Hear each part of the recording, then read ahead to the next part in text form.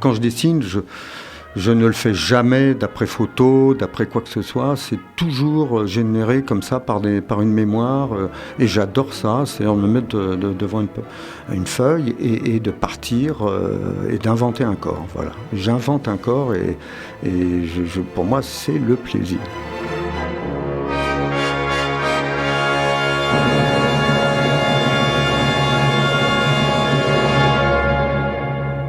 Voilà, et donc moi, mon modèle, c'était en peinture, plus qu'en dessin, où je commençais déjà à aller ailleurs, en peinture, à rendre ce réel, c'est-à-dire à jouer avec la sensation de la couleur, de la lumière, et tout jeune, voilà, j'ai parallèlement au dessin, et les deux fusionnaient rarement au début, et c'est beaucoup plus tard que le dessin m'a généré l'envie de mettre en couleur l'idée dessinée.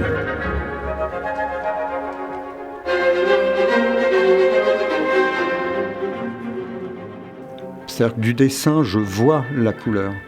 Quand l'émotion est forte, je distingue la couleur et je refais un dessin et je projette mentalement la couleur. Quelquefois, je commence à mettre quelques touches sur les dessins et puis après, j'attaque un tableau.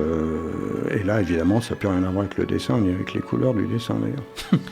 Il y a un changement de cadre, puisque là... Vous êtes un peintre qui peignait en grand et en très grand. Oui, voilà. Alors donc ça arrive souvent que du dessin qui m'a totalement fasciné au début dans ce qui provoquait d'émotions, j'arrive à un tableau qui va aller tout à fait dans un sens que j'appréhendais pas au début, quoi. Ouais. Qui est jamais très loin du dessin, mais qui plus rien à voir précisément avec le dessin.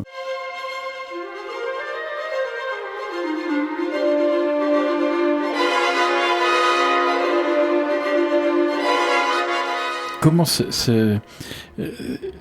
est arrivé le dessin comme étape préparatoire à la peinture ?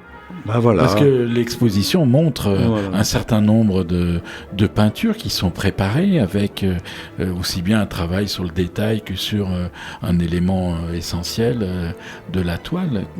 Comment c'est ça, cette association ? Tout à fait. Voilà, quand il y a une idée... une émotion, c'est souvent une émotion, ou quelque chose que j'ai entendu, ou que je viens de lire, ou qui génère une réflexion, une idée, tout de suite, je la note au crayon sur un papier. Et quand je sens que cette idée génère autre chose, encore plus émotionnelle, qui pourrait aller jusqu'à la peinture, ça devient des esquisses préparatoires, éventuellement, à une peinture.